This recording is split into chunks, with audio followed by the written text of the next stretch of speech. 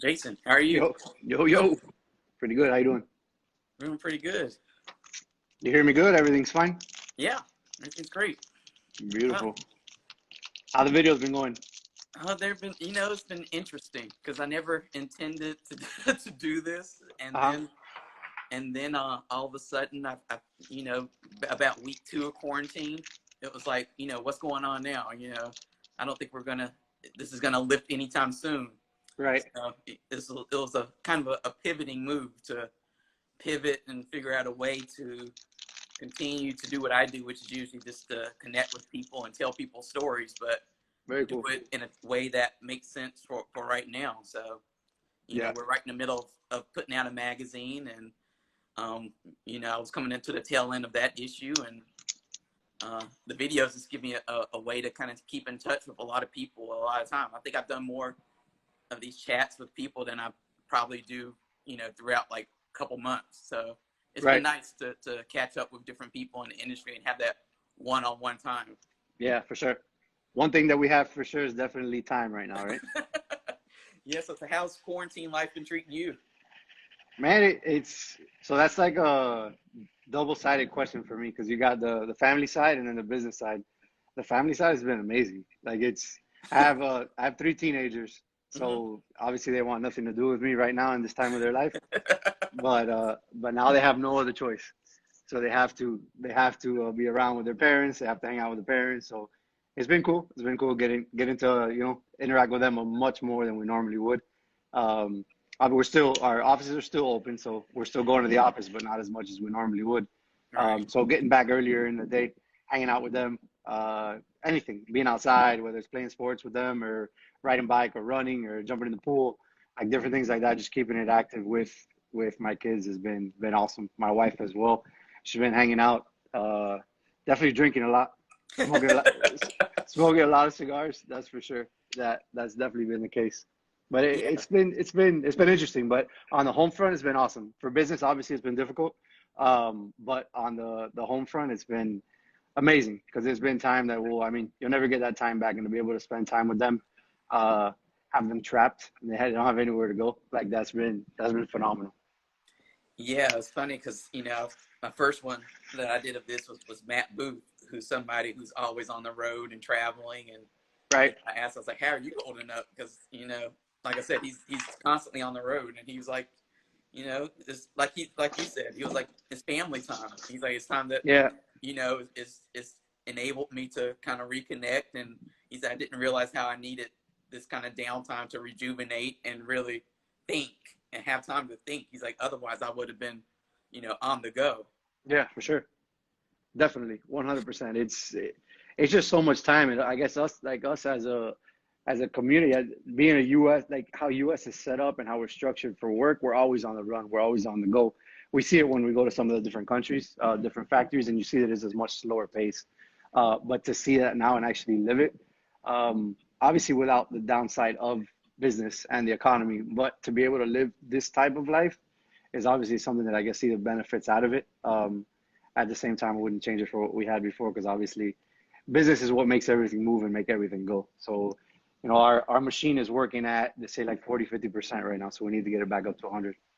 Yeah. And what I wanted to do with these sessions is, even in normal times, I would say BC, before coronavirus, Right. the consumers always ask, what's new? And they're always looking for something new. But the truth Right. is, there's usually something new, but it may not be new to the market, but it's new to them. There's so Hmm. many cigar brands out there that there's no way people have smoked through everything that there is to smoke through. Right. And they don't really take the time to get to know any brands sometimes outside of what they like. So Correct. they find a brand they like for whatever reason, and they stick to it, and they don't gravitate outside of that. Right. Um, and I think some of that is just because they don't know the stories behind the brands or the people behind the brands. Totally. I, So what I I agree with that wanted, 100%.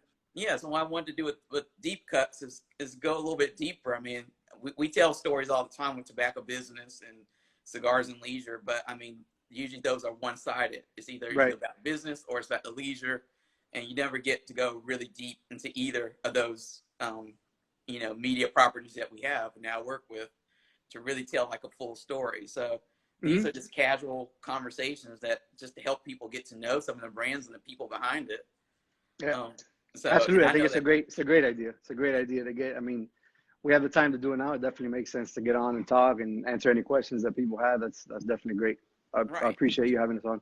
Yeah, definitely for people who are watching. I mean, definitely if you have questions, I mean, this is the time to ask it because it's like you said. I mean, we can get those questions answered. But I mean, to start off though, I Definitely. mean, I think I'm going to ask you the same question I asked Matt Booth, which kind of stumped him. All right. I said, who are you? If somebody just comes up to you and says, who are you? How would you Right. respond to that question? Easy question. That's an easy question with an easy answer. I'm 100% family man, family guy. Family comes first for me. Um, from when I was a child, my parents brought that. They instilled that in me, and I'm hoping to do that with my kids as well. So family is always first, whether it is family in my own house or family with Miami Cigar, family with our customers, retailers, and manufacturers as well. That's what's most important to me is making sure that family's tight, family understands that they're loved, and that we do anything for them. So that's what I'm about. Now, how did you meet your wife? How did I meet my wife? I met my wife through we had a friend in common. So one of her girlfriends used to hang out with us back in the day. And then one day she came along with us. We went out, and funny story about the whole thing is that my sister came. My sister came that night where we were at, and a couple hours into the night, she looked at me and she was like, why are you always hanging around with this type of girls? I'm like, what type of girls? And she's like, these type of girls, with a girl right in front of me, and I'm like, Kim, come on. And she's like, you need to get, find somebody better, somebody nicer than that. I'm like, all right, you know what? Who? And she pointed at Tatiana. And she was like, how about her? She came with your friend. She looks super nice. She's pretty. She's decent. She's well dressed. Why don't you talk to her? I was like, all right, Kim, I will talk to her. And then I went to talk to her to find out that then I was the one really interested and she wasn't interested. So it was tough. And then I had to play that game for a while. And then finally was able to conquer and get on the good graces of my wife. And then we started dating. And a couple years later, we got married and kids and the whole thing. So that's how we met. So interesting story, way to get around it. But it was thanks to my sister. So I thank her for that. And it's funny because I know when we did a story for a tobacco business, you told the story, which I don't think a lot of people know about the Tatiana brand, Correct. Miami Cigar. So Yeah. I always think that's a fun story because I tell people, when I'm talking about that story, and they always, they go, "Oh, I never knew that," and I was like, "Oh," so I thought it would be fun to kind of tie into the family story is if you could tell Right. us about how that brand came about because I think it's a fun story that shows how unique your company is because everything, Definitely. like you Yeah. said, ties back to the family. Right. Yeah. It's a great story, and it's goes back to family. So family first with us, and that couldn't be truer with any other company. We talk about Miami Cigar. Right before the cigar boom, my father-in-law and my mother-in-law started making a name for themselves in the cigar industry, to the point that they had one of the larger magazines come to them and talk to them about potentially doing an editorial on the family and their growth and whatnot. So they were like, you know what, that would be great. So they went ahead, they interviewed them, talked about the entire company, about how they started from the trunk of the car, got an efficiency, got a two-room warehouse to eventually getting the 10,000 square foot warehouse that we use today. And they were like, started with this brand doing this, met the Leon family in La Aurora, and continued to grow throughout the time leading up into the boom. My wife at the time was in the University of Gainesville, which we don't like very much here in this house, but that is where she graduated from, so we got to deal with that. She was away in school and she came down. She came down for Christmas break, and her father presented her with the magazine. Was like, "Look, Mama, you need to take a look at this. This magazine did an editorial on us." She's like, "Wow, it's amazing." She's like, "I can't believe that. Demi Moore on the cover, and you guys are the head story and all this." She's like, "Yeah." She's like, "I can't wait to read it." So when she read it, talked about the family and how they hustled from nothing just to go ahead and meeting the right people along the way, and just going through blood, sweat, and tears to do what they needed to do. And then ultimately with the brands they came out with, she was like, this is an amazing article, amazing story about my amazing family. But, when I'm here in Miami, not in school, I help you guys. I cellophane cigars. I band cigars. I drive them down to the Keys. I do whatever needs to be done. Call on the liquor stores, whatever you guys need. But you didn't mention me. And so felt really bad. And he was like, you know what, Mom, you're totally right. I'm going to have to do something. I'm going to do something to make it up to you, I promise. So he started working on a little project with Guillermo in La Aurora, which were tins, vanilla flavored tins that he called Tatiana. And it was just like as a gift. So when she came back for, I believe it was summer break this time, she came back and he presented her with 5 tins of 10 cigarillos with the vanilla Tatianas. She was like, Bobby, this is amazing. It's like, yeah, you know, so now when you go back to school, you have something. I know you don't smoke cigars, but you know, you can smoke these. And she's like, okay, definitely. Thank you so much. She took some, but she left another unit of five tins on his desk. The next day, during this time, he would explain to me that a lot of customers would come in and just say, what do you have? I'll buy it all. Like during the boom, they were just looking, they were scavengers for cigars. And they came in and he was like, no, you know, I'm sorry, so-and-so, I don't have anything right now. He's like, how about those you have in your desk? And before he could mention to him what that was it was more like an I'm sorry gift to his daughter. He's like, how many do you have? I'll buy them all. And then Nestor, being the salesman that he is, he was like, you know, I don't have them right now, but I'm gonna have them in a couple weeks. So when they come in, I'll definitely give you a call and you can buy them. So it went from a gift like that, never thought of, to be actually something that's marketed and sold, to becoming it's a huge piece of our portfolio. So thanks to that. Thankfully, he didn't mention her in the article, and now we have that brand today, 21 years later. So it is a great story. Um, you know, just speaking about twists and turns. I mean, it's funny because I got to spend a little bit of time with Nestor at Pro Cigar this year because Uh-oh. for us, all the media, Uh-huh. um, all of us media like to stick together at Pro Cigar. It's just one of those things. It's like it's usually me and Steve Ross and um, you know, Thor and Lisa from Cigar Press Uh-huh. and Yami from Cigar Snob. We all stick together during Pro Cigar and talk. And when we go back to the hotel, we usually, you know, go outside and have a cigar. And one day we came back to the hotel and Nestor was there. And you know, he's like, can I join you?" We're like, "Yeah, sure." So Absolutely. it was fun, you know, having, like I said, catching up with him in a casual kind of situation. But he definitely seems like a character. So I was curious, like, what does he think about all this quarantine stuff that's going on? Because it seems like, He is definitely a character, and the casual setting is where he strives. yeah, He is the king of that setup. Nestor, so for those who don't know, Nestor is my father-in-law. This guy is the man. Like when you're talking about the best guy, like he's my boy, he's my best friend, he's my father-in-law, he's the owner of the company that I work for as well. But he is so chill. Like he's the chillest cat that there is in the industry.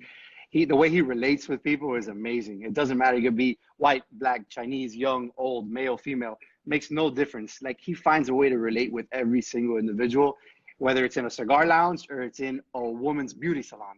Like it doesn't matter if it's his element or not. Everything is his element. So it's an amazing. It's just great to spend time with him and be with him. Thankfully, I do spend a lot of time with him because it's just to see and to be able to like absorb whatever you can from him. Because man, my father-in-law he's not the X's and O's type of guy. He's just an executioner, man. Like he goes out there and he makes it happen. He was born to sell and to promote. He's a self-promoting machine. He loves what he does. Back 30 years, he used to sell. He was in the spirits industry. The last 25, 30 years, he's been in the cigar business. So he is the man. But the quarantine for him, so now that I gave you a little breakdown on who he is, the quarantine for him is insanity. yeah, that's what I So was thinking. he completed on Monday 21 days. So we put him at home with Mariana, with his wife. We asked him to stay at home and anything he needed to give us a call, and either me or Tatiana would take it to him 3 weeks ago, Monday. So he's on 24 days and he's like, they're doing great, right? Like they're doing amazing. We'll go and I'll bring my lawn chair and I'll sit. He'll be in the garage and, you know, we'll have a beer. And he's always like, "You need another beer?" I'm like, "Yeah, sure. I'll do one more." He's like, "You want another one?" I'm like, "Nah, I gotta go." You're like, But he's like, "Don't leave me, please," because he's so like, it's insane. Like but I get him. He's a man of the people. He loves being in the cigar shops. He loves playing dominoes. He loves talking the craft. He loves that. He loves being with the people. So he's just trying to figure out. He's like, I can't work out more. He's like, I can't. They work on their yard, like the garden a lot. He's like, right. my garden is impeccable, and it really is. Their garden is out of control. Like that shit right now is like in a magazine. Like they come and take pictures, it goes in a magazine. And he's like, "Look at my garden." I'm like, "It looks amazing." He's like, "I can't do anything else." He's like, "I need more cigars." I'm like, "Absolutely, more cigars, more Macallan." All right, more Macallan. Bring food. I need to cook something new. What do I cook? Like he's just trying to figure out things to do because it's a tough time. But in us going to visit him and it's a thing that we've been doing the last couple of weeks. And there's so many people on the road, right? So like riding bikes or kids walking with their families, walking the dog, and they see us and they're like, "Man, that's so smart." It's just me and my wife and my in-laws. It's four of us. They're in the garage and we're probably like, I don't even know, 12, 15 feet away from them, sitting down. But we have our little cooler with our little drink and my cigar, and they're in their house and they have what they have. We get to talk, update on whatever they need to know. But he looks so forward to that. Like he'll call me and be like, "What time? Like what time are you guys coming?"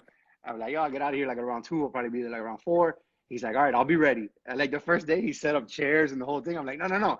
This shit doesn't work like that. Like, I got to bring all my own stuff.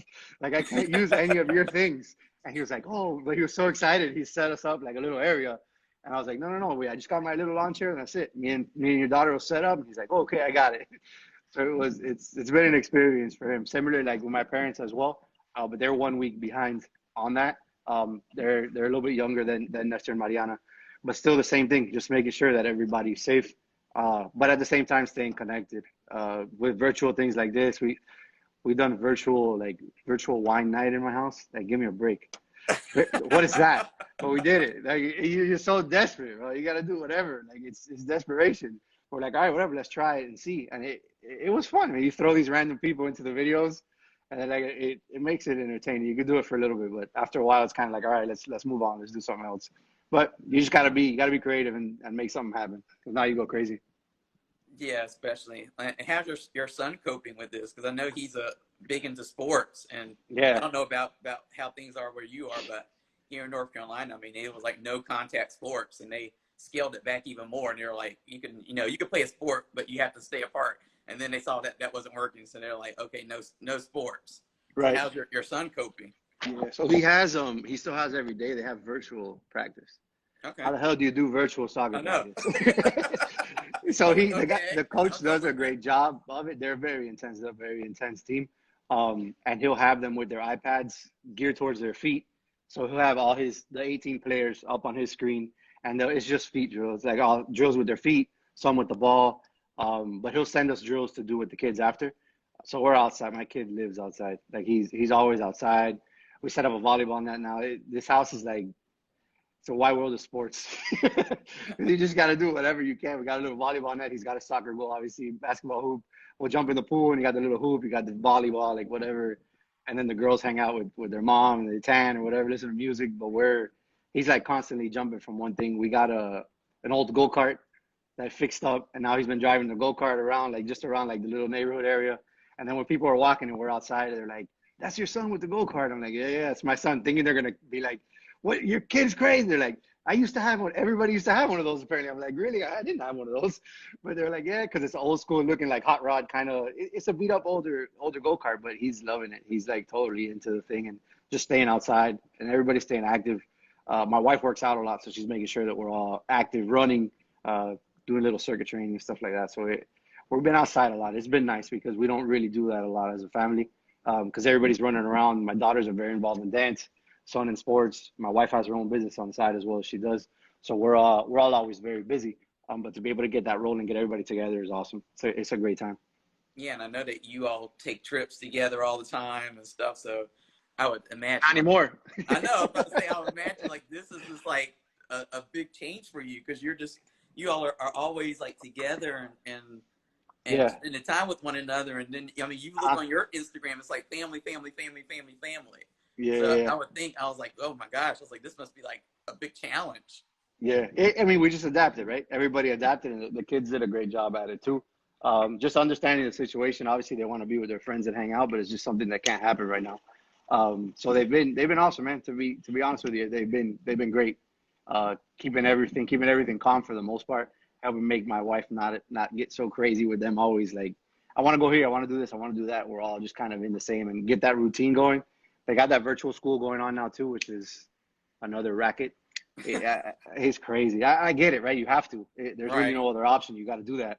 But it's like, I'll go in the room and see, and I look at him, and the kid's like on his phone. I'm like, yo, you're not learning anything on your phone, man. Like, put it away. And I'll take the phone, and then the other one's playing music.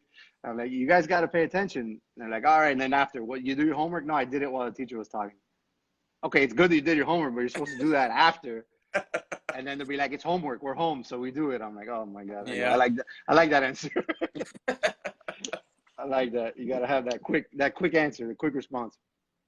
So I know you said you still go to the office every now and then during this time, but what have you been doing beyond that? I mean, is it like on our end? I mean, we're still working on the magazine and still doing what we're doing, and having phone conferences, which are just wonderful. Sarcasm. Yeah, of course. To have. and it's like It's a an great time. abundance. Yeah, it's an Yeah. abundance of them right now. But how do you kind of keep the balance and keep your sanity during all this? Because I'm sure that it's a little bit much for you too. Right. So we started at the beginning. We were staying. We were opening 5 days a week. Towards the beginning of this, so maybe the first week or two of it, then we saw that the flow of orders that were coming in was a little bit less than normal. So we decided, all right, let's do Monday, Wednesday, Fridays, and then now that's our basic schedule that we're set up Monday, Wednesday, Friday, and then just based off of demand. So it's only my warehouse staff, all the inner office people. They all have their tasks that they're taking care of, and they're working remotely from home. Whether it's answering the phones, so we got the phones forwarded. Everybody in their own department helping out. So everybody's done. I mean, I know it wasn't not your question, but Yeah, to my team, like what everybody has done has been amazing. Like I told them on our call, we have a call at the beginning of every month, and a Zoom as well. And to see what they've done, like for everybody to come together, it's a tough time, but for everybody to be able to step up and I'm here, like give me a shout. What do you need? I'm here to do this. Every single person from warehouse to inside the office to all the team on the street as well. Everybody's been doing what they can do. Obviously, you're limited as to how much you can sell, how much you can get out there, what you can do, but everything that they can do, they have been doing, which is it's a testament to my entire team, to my family. So I really appreciate everything that they do. And for me personally, it's just trying to stay connected with our manufacturers and our partners as much as possible, with whatever they may need. Like obviously we have the Toscano cigar in Italy. They're in a tough spot, so it's just staying connected with them as much as possible. See how they're doing first and foremost, and then see what we need to do. Programming orders, all of that obviously has been done way in advance, so that we make sure that we get the product. But now it's just like make sure like I have the peace of mind of my crew over there, because once again it is a family. So they're my family in Italy, just like La Aurora is my family in the DR. So make sure that everybody's okay. Make sure they're doing the right things. Make sure they take it seriously, because we are on three different levels right now. I would say Italy's the urgency is at its peak. US is catching up, and then the DR is a little bit behind. So our job is just to make sure that the DR understands, like, look, you see what we're going through. The guys from Toscano, look what they're going through right now as well. Like, make sure to hold it down and do the right thing. Like, the DR, it's all about a good time and all about a party, but not right now. Like, you can party with your yeah, family in your house. Like, don't get crazy and don't get out there, because it's important that everybody stays safe and does the right things. yeah. And I don't think a lot of people like always make that connection with Miami Cigar, that you all have your own cigar lines, and then you also have these partners, Correct. all over the world at that. So, I mean, you have a lot of hands everywhere, and Yeah. business partners everywhere. I Hmm. mean, you say you have the partnership with La Aurora, Hmm. and then you distribute Carmelone's Correct. cigar, Correct. and Yeah. then like I said, you have your own stuff. And you have Toscano, so that's a Yeah. lot of that's a lot of things to juggle at one time. I mean, so it must be Definitely. like even more stressful to you right now to kind of, because like once like one area kind of calms down, it's like now you have to shift your focus and say, okay, now we have to prepare for, like you said, like the Dominican Republic to catch up to where Hmm. we are now.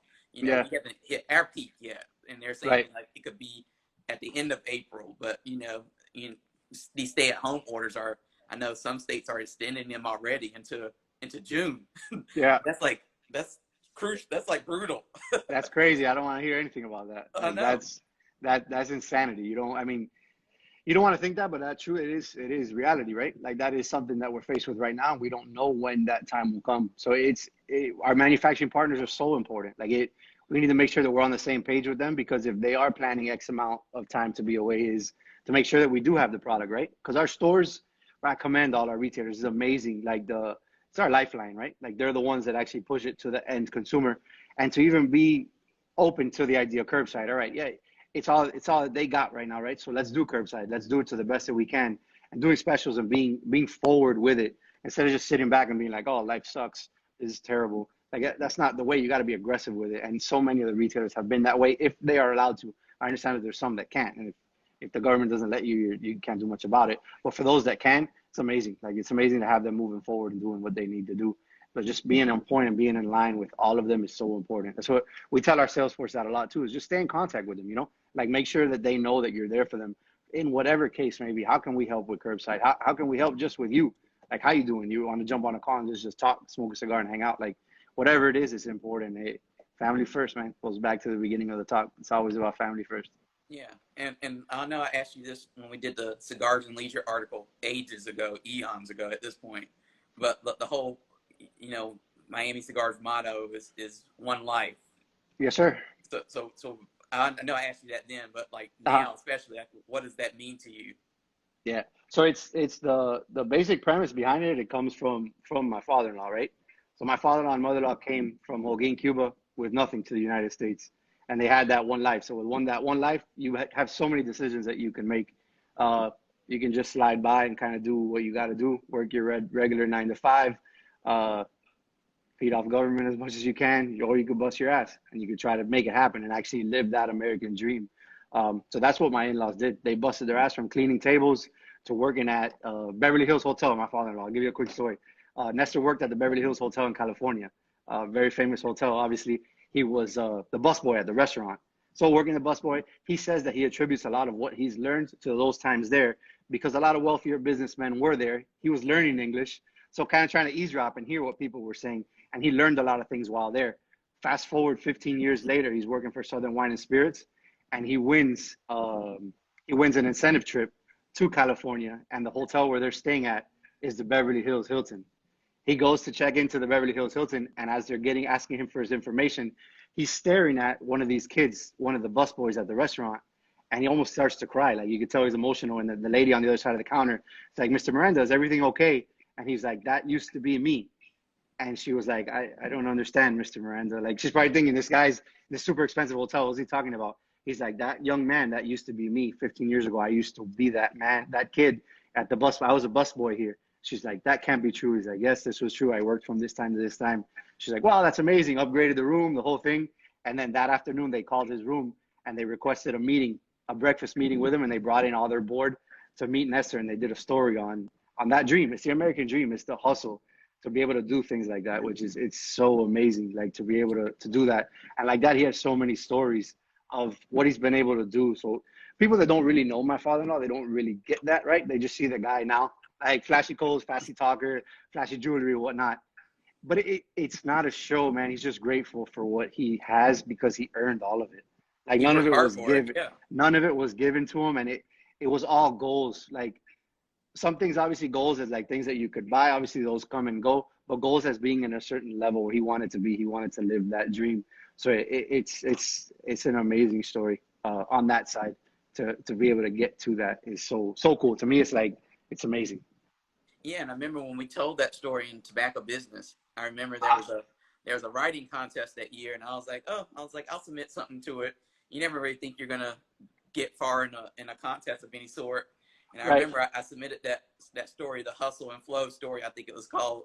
And I submitted that story, and then like months later, they were like, I think it placed like in the top 10 for that year Uh-huh. for Writer's Digest, and I was like, Right. wow. But that to me, that said something about not my writing skills, but so much is it was a compelling story The that story. somebody Right. who probably I know the lady who rated these articles that year. She definitely was Uh, not a cigar smoker. So the fact that she was able to read that story and right. read Nestor's story and felt like connected to it, to me said a lot. And I hope Yeah.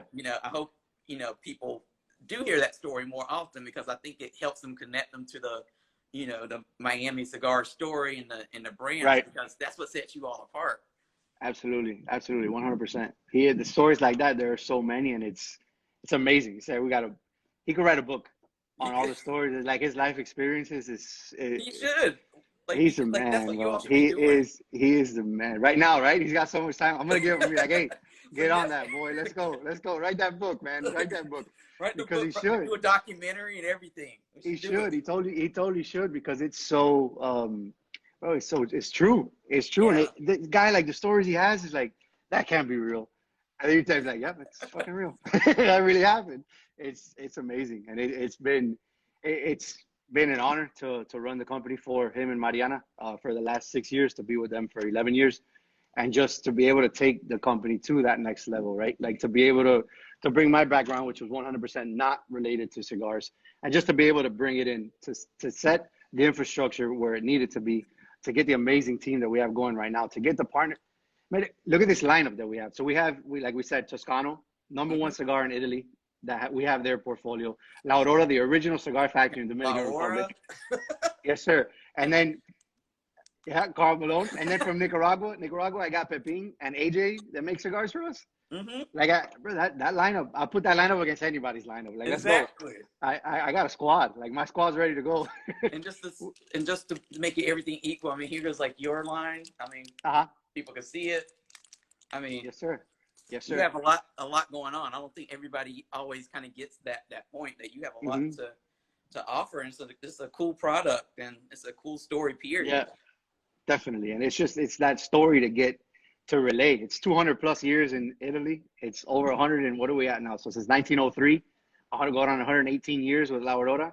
Like it's insane. We got 25, 30 plus Miami. Like we're cranking, but we got good stories behind all of our stuff. So it's a good time. It's a good time for Miami Cigar right now. Obviously, it's a little bit tough, but we're gonna get through it. Thankfully, because of the team that we have, the core of the squad that we have right now, like we're gonna be able to get through whatever the case may be. Because everybody believes in each other and they're ready to move forward. So it's great. We just gotta get over the hump. Get over the Yeah, hump is the key. Mhm. yeah, I think you definitely will. To segue a little bit, I know you're a big sports person. So how is Yes, this? sir. The fact that a lot of sports right now are kind of at a standstill. How are you coping with that? I am not. I am not coping at all. It's terrible. It is like This has been just like bizarre, a really bizarre weird land. year for It's sports. Period. I mean, it's we started off with the Kobe situation, which was like what, and so then sad. Like I don't know how like obviously never met the guy before, like anything like that.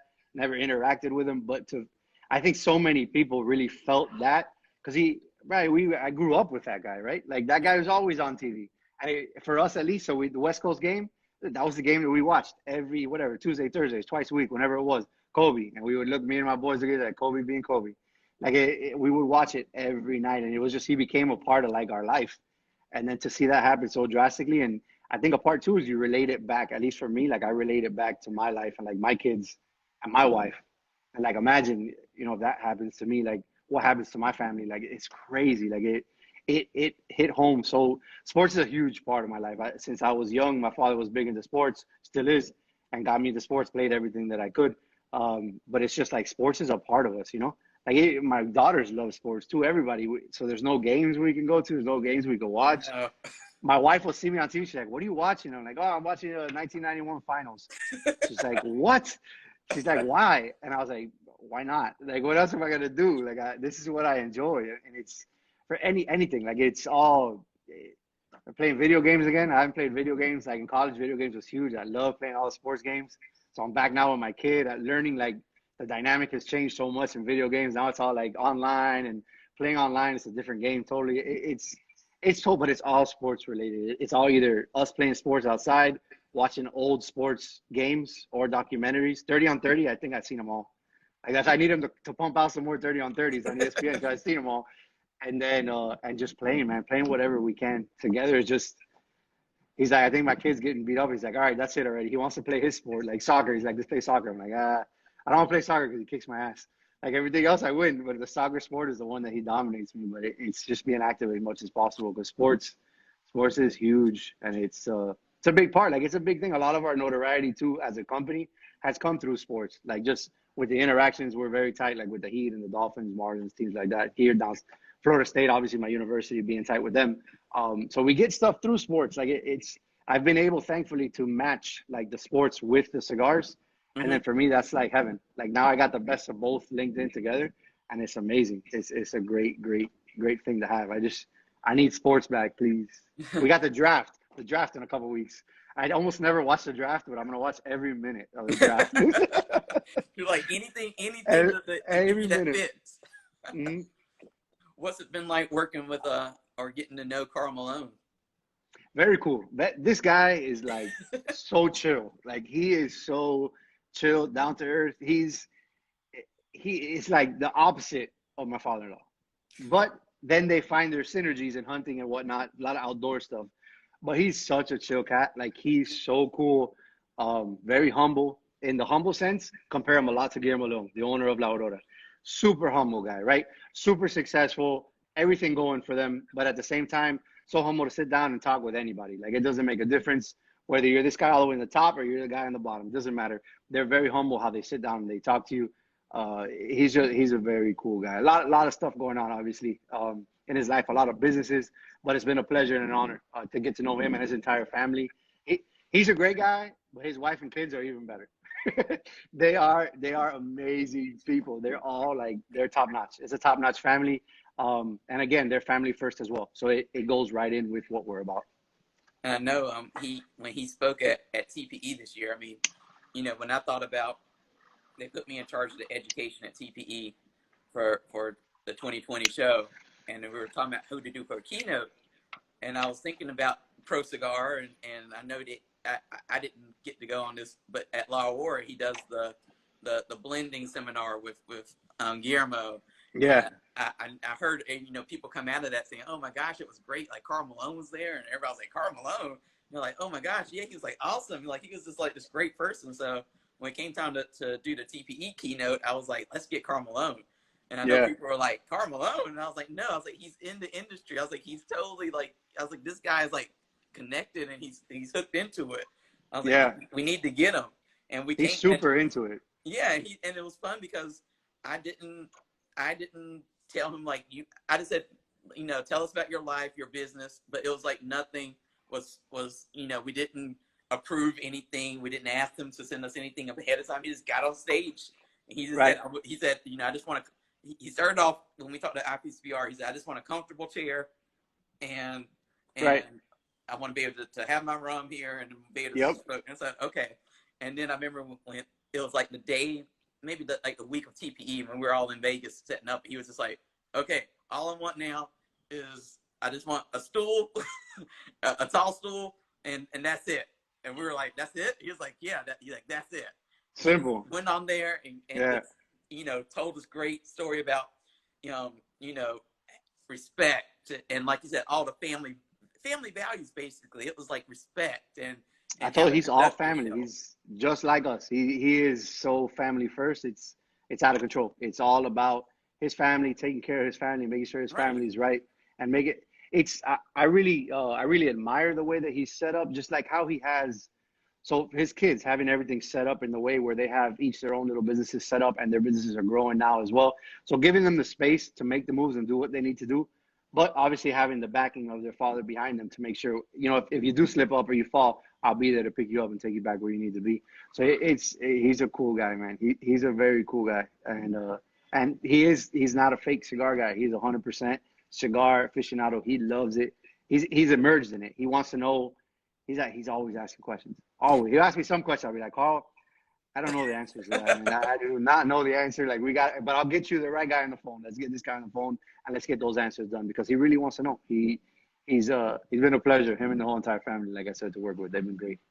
I mean, it was great. I did get to go to the blending seminar this year at Pro Cigar with him and Guillermo. So it was nice to see him like in that setting and in action. And he told he always has, I know at TPE he told the story, but at the blending seminar he told the story about, smoking with Guillermo and having, and, how he liked to do the V cut or the punch, and how Guillermo kind of slapped his hand and told him why, you should do a straight cut instead. Don't do that. Right. Ever since then, I've been like, I used to like the V cut too, but now I'm like, okay, I know why we shouldn't always use the V cut. I guess it depends on what you want out of the cigar, but if you want more flavor, basically the straight cut. But that was a fun, like I think, thing that I learned from Carl Malone, who learned it from Guillermo, who it all kind of interlinks.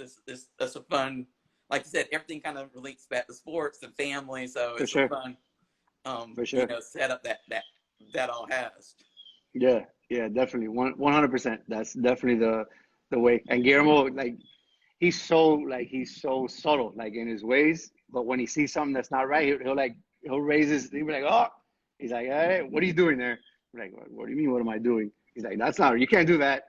Like little things, right? But he notices like the little things. He's like, don't do that anymore because that's not done because like, all right. Like the ashing of the cigar. Like when you ash it like that into the ashtray, he's like, Woody, he calls me Woody. He's like, Woody, don't ever do that again.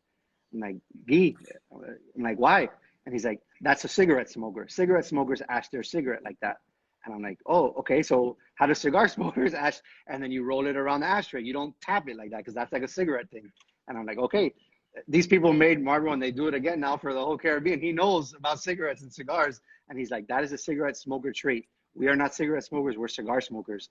I was like, all right. So you roll it on the ashtray. I got you from that. You'll never see me tap my cigar. I don't ever do that again because I've he never little heard things. that. So that's like Yeah. one of those other things now that I'm going to be like, okay. Yeah, like little intricacies and stuff like that. Is like he's a master at his craft. So he's a good guy. A lot of people don't get quality time spent with him because he is spread thin over many different businesses. But the big cat he's my number one guy in the cigar industry besides my father-in-law. Obviously, he is the man for whatever. He's the ultimate family man. He's my guy. He's so cool, so chill. Guy doesn't like to say it, basically owns the island. And he's just so like he's just chill. Like he's a laid back type of guy. And he's a good guy to spend time with. You know, I finally got to have a sit down conversation with him. Like I said, he was on the go, so we were supposed to have like a little interview, and we ran out of time. But he was like, "I still want to talk." He's like, "So 10 minutes." He's like, "We can get a nice conversation in." And I sit down, and as a media person, you're like, you have questions that you kind of are ready for. And he suddenly flipped the script, and he was just like, "So, what are U.S. cigar smokers like?" And I was like, "Oh my gosh, I don't know what to tell you." He'll flip it and he'll hit you. Now he's interviewing you. Right. He was like interviewing me the whole time. He was like, "What are cigar? Why do you all do this?" And I was like, I have no idea. I was like, "I think it's this." He's like, "What do you think about the FDA?" It's like it was a funny encounter, but like I said, like you said, he was very inquisitive. But it was a fun conversation to have. He's like the hangout with him. If he's got his rum and his cigars, he will outlast. Like I said, we have a group, and a group will be down at the factory, and then after we're having drinks, having cigars, this guy will outlast everybody. Everybody. It doesn't matter what time it is. And then 7:00 in the morning, you show up in the factory, golden. The guy's like straight face. I show up and I'm all jacked up, and I'm like, "Big cat." He's like, "What's up?" I'm like, "Oh, you look perfect." He's like, "You look like shit." I'm like, "Yeah, I slept 2 hours." And he's like, "Oh, it's Dominican blood." I'm like, "Yeah, it must be Dominican blood because you're ready to go." It's an everyday thing for him. It's amazing. Yeah. What? I guess getting back to the quarantine life, because that's what we're all kind of dealing with. Are you listening to any music? Are you watching anything on Netflix? I know everybody's right now into the Tiger King. Have you gotten into that trend yet? I saw Tiger King. It was interesting. I thought it was fake. Like the whole thing until the end, I was like, this has to be fake. This doesn't exist. Like, this is not a real person. You don't roll around with tigers. Like, this is not normal. But me and my wife have probably seen. I think we've seen the whole Netflix. We've seen the whole thing. Everything. Do you think Carol killed her husband? For sure. There's no doubt. Like, that's not even a question. Like, that was a done deal. When they talk about that poor old man, she's like, "I would never do that." I know. Like, I'm like, "Bro, you don't even have a straight face about it. Like, you don't even try to hide it." I don't know, man.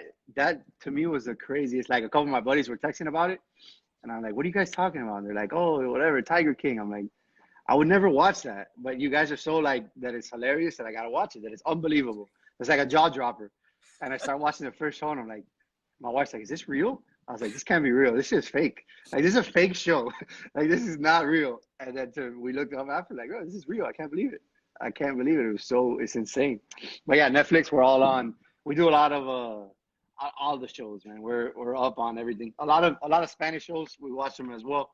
For whatever reason, I get into those a little bit more lately. So it's anything that's out there, anything that comes out, we're big into watching all of them. I watch Ozark now. I like Ozark a lot. So we're in that season now. So that's another crazy show. It's like that's not real life, but it's a show. It keeps you entertained. So that's the point of everything. All movies. If you got any good movies, send them my way. We gotta watch. It's insane. Just trying to get. My daughter's 13, and she started. I don't know the show Grey's Anatomy. Oh, yeah. Like 20 seasons or whatever. She's seen the whole thing. She started again at one. Like, first season. I'm like, "Mom, what are you doing?" And she's like, "No, this show, I want to watch it again to see." I'm like, "Okay." She's like, "There's no way that I won't be able to finish before the quarantine." I'm like, "This is going to be a long time." She's like, "It's 20 seasons with like 15 shows in each." I was like, "Oh, you might not make it." Like, it's insane. It's insane. Let's see what people are writing here. Danny, Peaky Blinders. Peaky I got Blinders, some of my people on here, cool cats and kittens. Mad Jersey fire. Shore. Yeah. I mean, what are you looking forward to doing right after this quarantine thing is over? Oh, watching sports. 100%. 100%. That's the like by far, without a doubt, that's the thing that I miss the most. Watching sports. Like sure, I like to play golf. I'm not obsessed with it, but I like to play golf. We can't play golf right now, but whatever. We'll figure it out. When it comes back, then I'll start playing golf again. That's fine. Obviously, all non-work related. For work, I wanted to get back to normal, so everybody starts doing what they got to do. But on the other side is sports. Sports 100%. Just watching my kids compete too, right? Like my girls in dance competitions, my kid in his sporting events. Like to watch them, I'm one of those dads when if you ever go to a kid's sporting event and you see like the crazy psychopath dad, and you're like, yo, does this guy know that he's watching 13-year-olds, 12-year-olds play? I do know that they're 13, but I don't care. Like it's so like it's crazy, man. I love it more than him.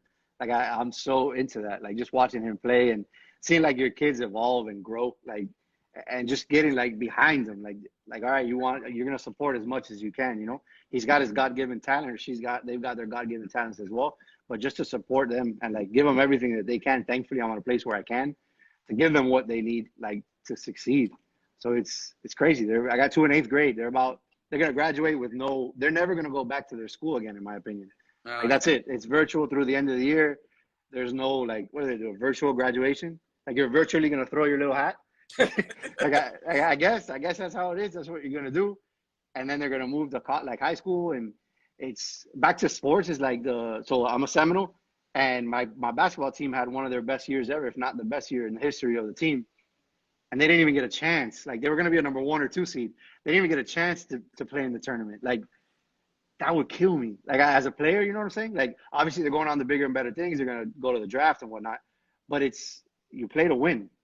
And now you're finally winning. You're ranked 4th in the country. Now you're finally ranked in a spot where you're going to be the favorite pretty much leading up to the Final Four. And they say, nah. They give you the dikembe. No.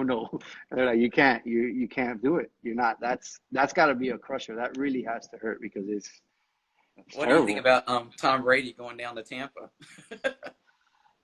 I hate that. Like same thing happened here with us with Wade when Wade left for 2 years, a year and a half, and then he came back. I hate when that happens. Like not for the individual people, but just for the concept of the legacy of being able to play on one team. I think it makes such a difference. Like when that person retires and they're 100% again family. Like that's family. You were there. I get the backstories behind all of them. I get Wade's. I understand why he went. I just hate it. I get why Brady left too. Just sucks. Like he's a patriot. You know, like you have your problems with the front office or whatnot. He wants Right. to show. I think he wants to show that he can do it on his own. You know, like I'm not made by Belichick. You know, I'm my own guy. I want to show that I can now. You don't give me weapons. Now I'm gonna have weapons with the Bucks. Okay, yeah, it's true, but it's still like kind of clouds Kobe. Kobe's a Laker. Like that. That's it. That's who he was. That's what he is. Always, beginning to end. Well, that's how it should be. When you can, if you have the ability to do that, and you get that late in your career, I think you got to find a way to stick it out. You know, but we'll see. I think he's gonna do. I think he's gonna do well. I mean, he's never had a team with that amount of weapons out there. This Yeah. guy's amazing, amazing. Like we had Moss for like 1 or 2 years, but besides that, like not that the other guys are bad. They're NFL players, but he doesn't have that top line running back, that top line receiver. Like, and now he's got a bunch of good targets to throw to. They just need to work their offensive line. They need to pick that up because that old man's not gonna be able to take a lot of hits. They need to protect him. They need to protect that investment. That's for sure. You should definitely be a sports commentator. You should be. We need to. I think the cigar industry. I was thinking the other day. I was like, the cigar industry needs to get innovative. We need to have our own network of shows and stuff. I was looking at Michael Herklotz. He has his own talk show thing going on now, and we He's need. awesome though. He's a man. That guy's got talent. He's good at that shit. I If think you you're see, good at the, like I said, sports commentary. You need to have uh, your own sports. I would love it. Growing up, my dream was to be a sports agent. Like I always wanted to be a sports agent until the day that I found out that I had to go to law school Yeah. to be a sports agent, and it so stupid. Like it wasn't that I was anti-school. I did well in school, and I could have continued, but for whatever reason, the whole concept. like in my mind, I always drilled like, all right, I got to get out of school as soon as possible so I can start working, start making money. From my sister was 4 years younger than me, my brother 4 years younger than I was always like, take your time. Like you don't need to rush out of school. Like it's a time in your life where you need to enjoy it and do it. I did my college in 3 years. Like I wish I would have spent more time. I would have gone to law school because that for me that's ideal. Like I love obviously I've loved most of the jobs I've had. I've been thankful and grateful for that. But sports for me is like it's just another level of like the love, like the passion for it. And then a sports agent, I love numbers. Finance has always been my thing. Numbers is my thing. So to be able to get into that and to be a sports agent would have been awesome. Do you But watch Ballers? absolutely, yeah, I yeah, was say that seems yeah, like a show that you would like if you yeah. haven't Kind of watched it. not the best show, but I watch Yeah, it. it's a show. Yeah, yeah. I watched when I was young. I used to send letters to Drew Rosenhaus all the time. Like growing up, 8th grade, 9th grade, 10th grade, sending letters like to work for free. I want to intern. I want to do this. Never wrote back. Never nothing. And then around that time is when I found out you had to go to law school too. I was like, forget this. It's not for me. And then moved on. But that would have been awesome. That's something that I would. I think that's a very cool position. I like negotiating too. I'm a little bit of a negotiator. My partners that know the cigar factories, whatnot, even my guys, my reps in the street, they know when we're talking about quotas and whatnot. I love the negotiating part of it, and that would have been something cool. So if I wasn't in cigars, that wasn't your question, but if I wasn't in cigars, I would be a sports agent. What's your best negotiation tip? What's that? So what's your best negotiation tip? Never give in, man. You never give in. I'm very hard headed. So in that, when it comes to negotiations, and that could be you talk to anybody in La Aurora for whatever reason. I've been with them for a long time. The hard headedness is they got a couple guys over there that built from the same cloth as me. So a lot of times we clash a lot on stuff like that because you got to, if you really believe in it, you know what I'm saying? If you really believe that it's the right deal and it's the right thing to do, that's what you got to push for and you got to go. You got to go for that because it is what's right. You just got to be careful. I have a sales side too. So sometimes the sales side is on this side. It's like you got to, maybe it's not really reality, but you got to go with it. You got to go do what you got to do. I mean, we have a few minutes left, so I wanted to tie Mm-hmm. it back to Miami Cigar to give people, a little bit of something to look forward to after quarantine. If you don't already have some Miami Cigar stuff in your humidor, Mm-hmm.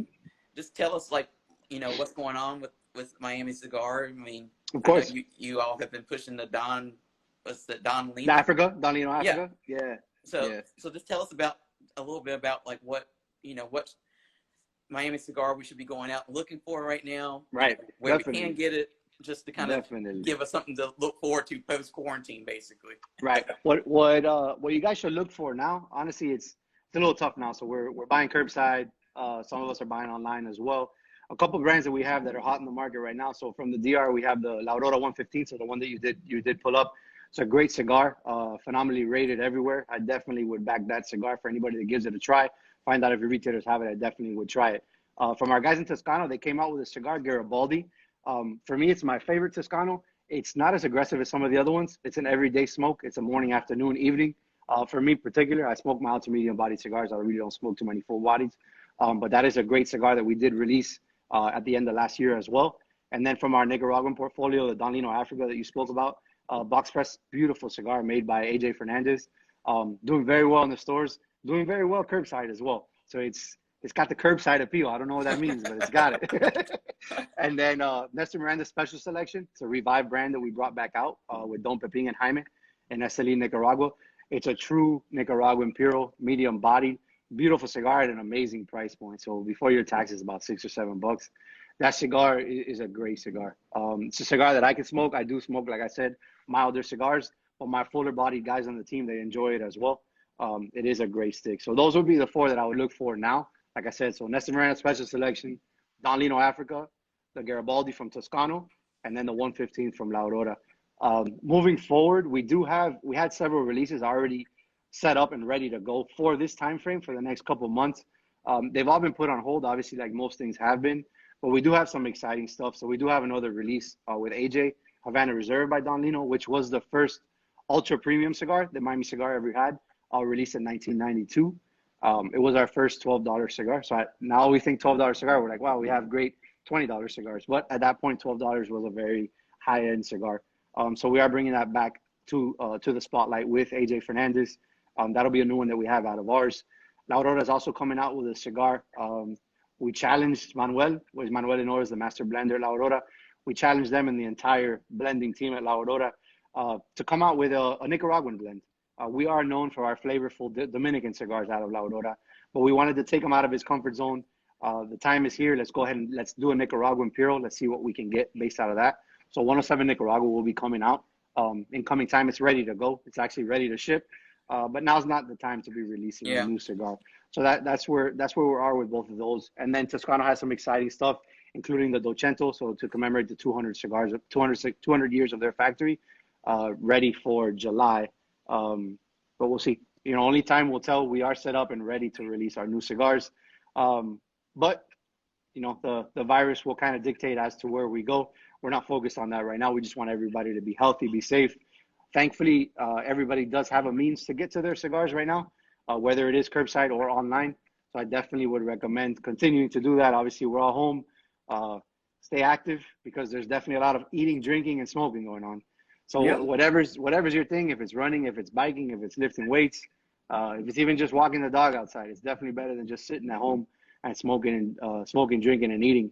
We do need to stay active, keep our bodies healthy as much as possible, and stay away from being in bigger public areas as much as possible, because it is serious. It's a serious time. If you do things the right way, we'll be fine. Everybody will be okay. We're a strong country. We're obviously gonna get through this and be stronger than ever. But it is a time to be serious and definitely enjoy what we like. It's a time to definitely barbecue, grill, whatever it is that you do. You do stuff in the kitchen. If you're a master in there, this is definitely your time to shine. Spirits, the liquor stores are still open as well, so we can definitely enjoy our spirits, wine, beers. So in that sense, it is good, but it's important that, especially for me, I mean, if I don't stay active, I'm not the skinniest of guys, obviously, but if I just sit home and I just eat, drink, and smoke, it's going to be next time we do one of these videos, you're going to have to get a bigger screen. My head will explode. Yeah, so it's important. It's important to stay active, but I appreciate you. I appreciate everybody in the industry.